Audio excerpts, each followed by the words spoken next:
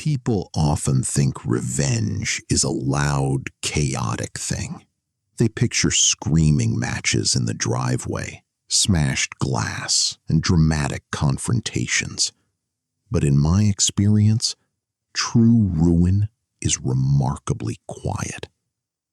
On a cold, gray Tuesday afternoon in November of 2004, I sat in my parked sedan, watching through the glass as a courier walked up to that brick office building. In his hand was a single, heavy manila envelope. Inside that envelope lay the precise, documented collapse of two separate lives. I didn't feel angry. I didn't feel victorious. I just felt a deep, hollow silence. I had spent 3 months acting as a ghost in my own home, holding my breath, waiting for this exact moment.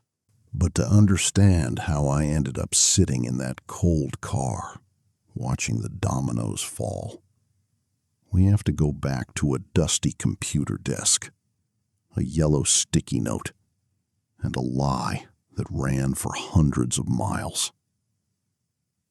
To explain who I was back then, you have to understand where I came from.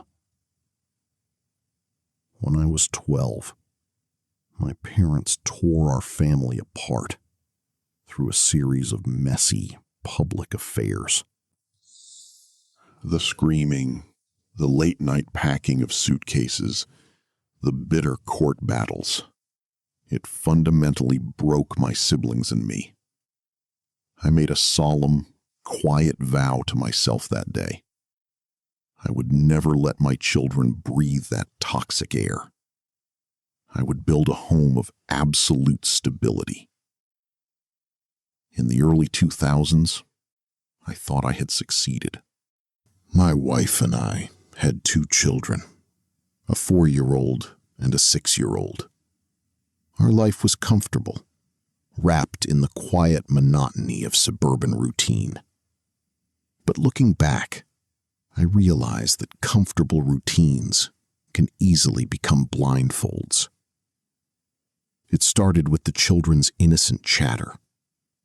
At 4 and 6, children don't know how to keep secrets. They just recount their days like a stream of consciousness. They began talking about spending long hours at their grandparents' house during the week. It didn't make sense. My wife's parents lived nearly 90 minutes away. That meant a 3-hour round trip, 2 or 3 times a week, on days she wasn't working her part-time job. When I gently asked her about it over dinner, she laughed it off.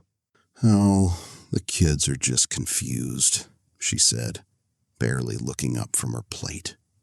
But her eyes darted to the left, and her hand tightened around her fork, just a fraction of a second too long. Psychologists call it projection, assuming everyone has the same moral compass as you. I wanted to believe her. I desperately wanted to protect the peace I had built. But my gut, trained by the ghosts of my childhood, knew better. I started keeping a small notebook in my breast pocket. Every night, after she went to sleep, I would walk out to the driveway in my socks, gently open her car door, and write down the mileage on her odometer. Within 3 weeks, the math became undeniable. Her car was traveling an extra 400 miles every single week. She wasn't just driving to her parents' house. She was driving somewhere else. Somewhere she couldn't tell me about. The confirmation arrived on a quiet Thursday evening. She had gone to the grocery store, and I sat down at our home computer to check our monthly budget. There, stuck directly to the side of the plastic monitor casing, was a yellow sticky note. Written in her neat, looping handwriting was her AOL password. It felt like a betrayal of privacy just to look at it. But the 400 unaccounted miles weighed heavily on my chest. I typed in the characters. The screen loaded, and I opened her email inbox. There were dozens of exchanges with her college best friend. I clicked on the most recent thread, expecting maybe a financial stress, a family emergency, anything else.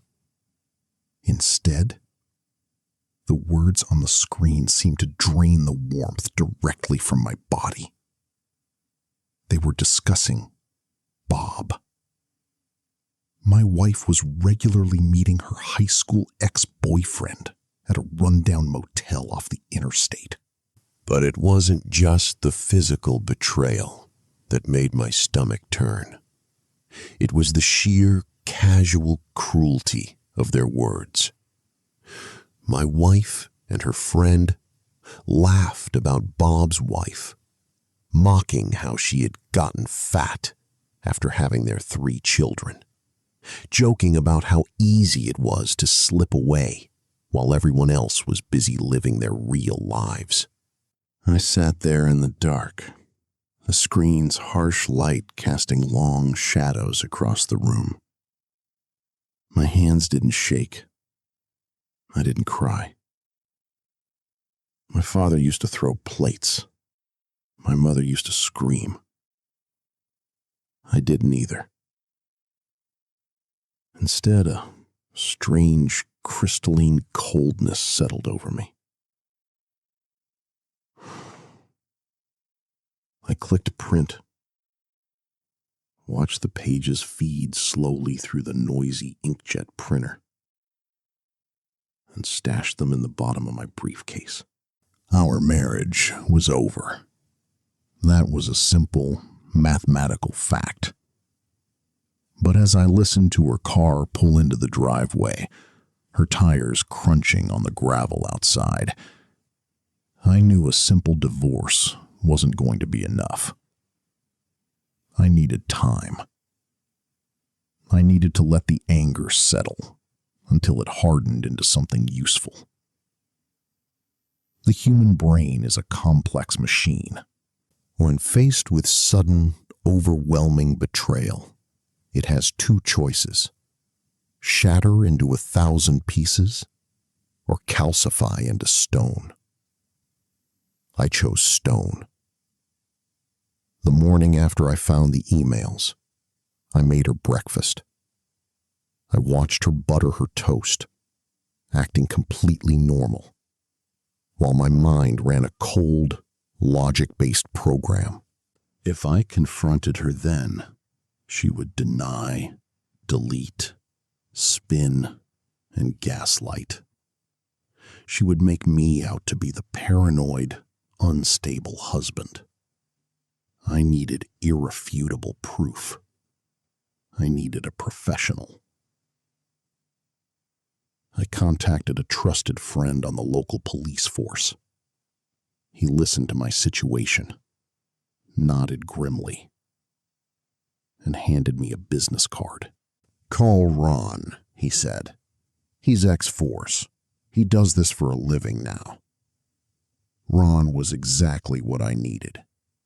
Quiet, efficient, and entirely clinical.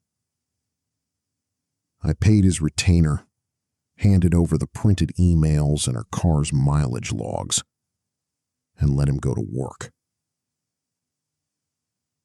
2 weeks later, we met in that same dim diner.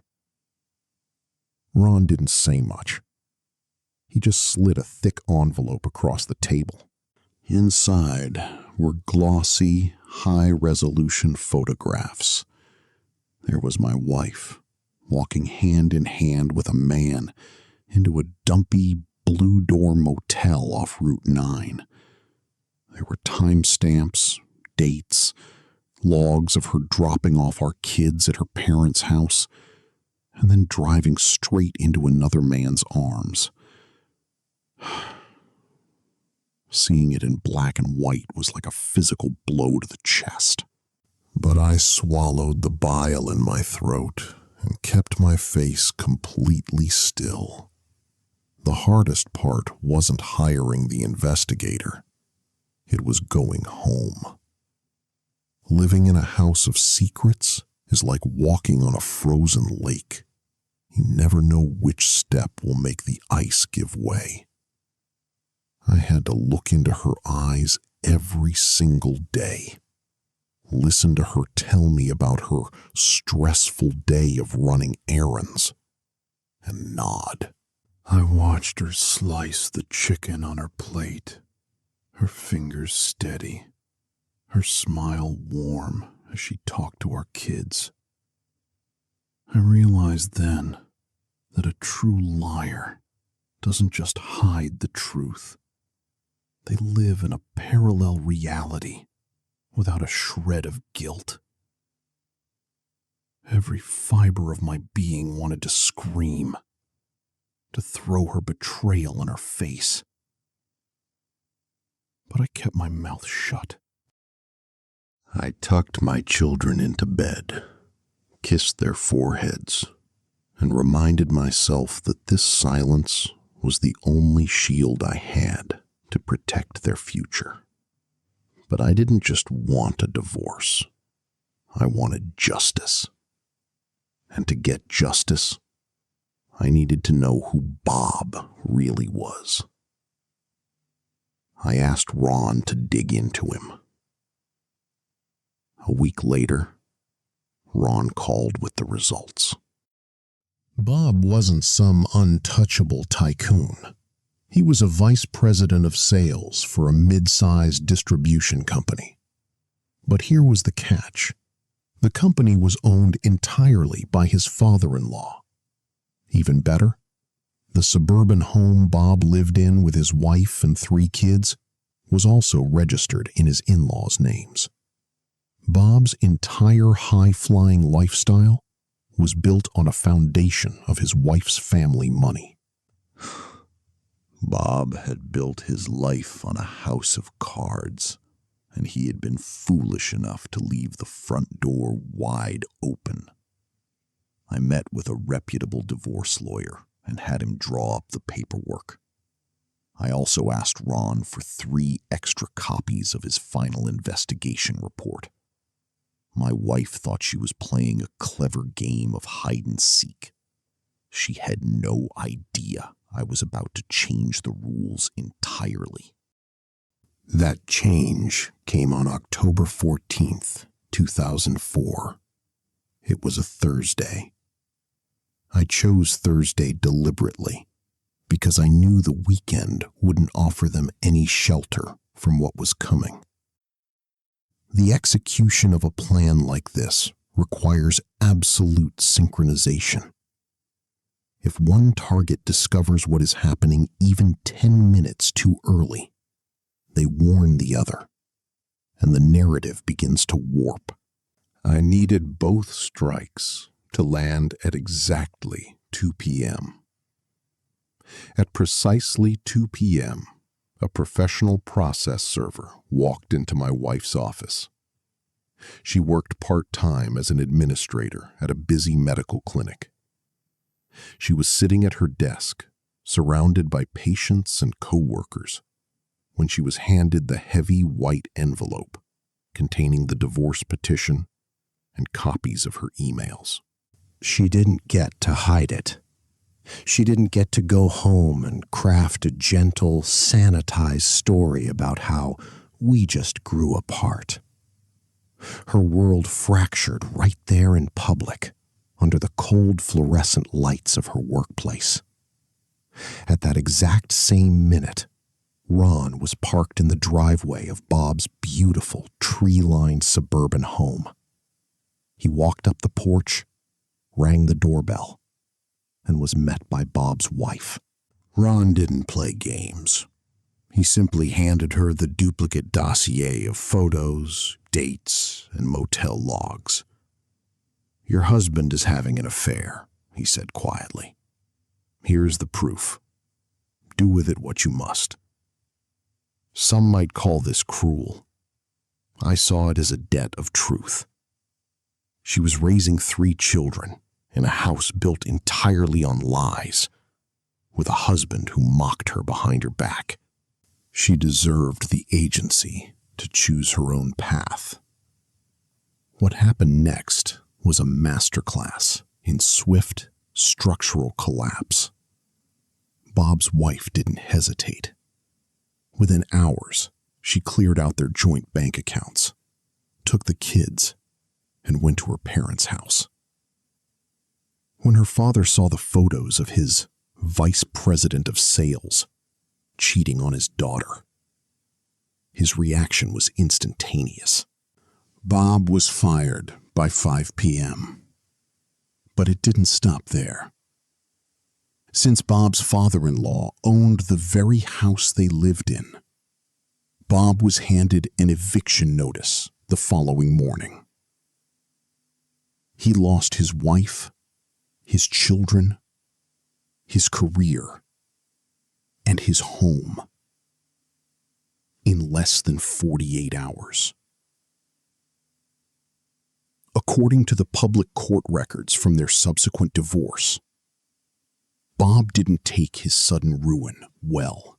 He showed up at the house, drunk and furious, trying to force his way inside to confront his wife.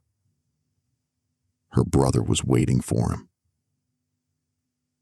The physical altercation ended with Bob's nose being shattered. The police were called. Bob was arrested, hit with restraining orders, and eventually served jail time for violating them. I never hacked a phone. I never stole money. I didn't leak anything online. I simply let the truth exist in the open. Lies are like dry wood in a forest. They don't need you to burn them down. They just need a single spark of reality to turn into an inferno. While Bob's world burned in a spectacular, chaotic blaze, my own divorce was remarkably quiet. My wife tried to fight, of course. She cried, she begged, and she accused me of being cold-hearted. But when you are holding a stack of high-resolution surveillance photos and printed emails, there isn't much room for debate. Her lawyer took one look at the evidence and advised her to settle quietly. But my primary focus was never about bleeding her dry. It was about our children.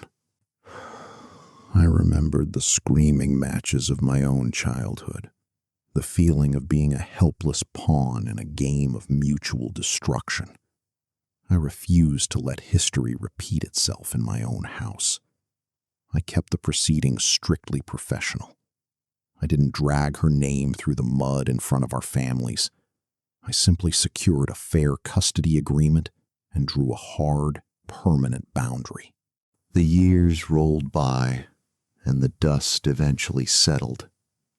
I occasionally looked up the court dockets out of a grim sense of curiosity. Bob's dissent was absolute. After his stint in county jail and the wreckage of his public reputation, he seemed to vanish entirely. I can't find him on the internet today. It is as if he was swallowed by the earth. His ex-wife, however, did more than just survive. She picked up the pieces of her life with a quiet, fierce determination. She went to work for her father's company, learned the business from the ground up, and eventually took it over when he retired. She rebuilt her family's legacy on clean soil, free from the rot of her ex-husband's deceit. I respect her deeply for that. We never spoke, but we shared a silent, parallel understanding. The truth had set us both free. As for my ex-wife and me, we co-parented. We spoke only when absolutely necessary, keeping our conversations strictly limited to school schedules, dentist appointments, and doctor visits. I treated her with the polite distance you might reserve for a former coworker you never particularly liked. Today, our children are adults. They have their own lives, their own careers, and their own relationships. And because of that, my ex-wife and I have zero contact. I don't harbor a burning hatred for her anymore. Hate is an active emotion. It requires energy, focus, and time, all of which are far too valuable to waste on the past. I simply feel nothing. She is merely the biological mother of my children, a background character in a chapter of my life that closed a long time ago. People often ask me if I regret how I handled it. They wonder if I should have confronted her earlier, or if I should have tried to save the marriage for the sake of the kids. But looking back from this distance, I know I made the right choice. Lies are incredibly expensive. They require constant maintenance, a high interest rate of anxiety, and a mountain of energy just to keep the facade from cracking. Bob and my ex-wife thought they were playing a high-stakes game and winning. But they forgot that the truth has its own gravity. I didn't have to burn Bob's life to the ground. I didn't have to ruin my ex-wife's reputation. I simply stepped out of the way, stopped hiding the matches, and let the structure they built on lies collapse under its own weight. You see, some people look at a quiet man and mistake his patience for weakness. They assume that if you don't fight back immediately, your boundaries are just friendly suggestions. Bob learned that lesson the hard way, but he wasn't the only one. Years later, a new neighbor moved in next door. A man who thought he could quietly slip into my backyard and steal from me, 1 gallon of fuel at a time. He thought I was an easy target. He thought I didn't notice. He was wrong. If you want to see what happens when a thief is given enough rope to hang himself, and how a simple, perfectly legal trap can guide a man into destroying his own car, click on the video on your screen right now. Let me tell you about Rick.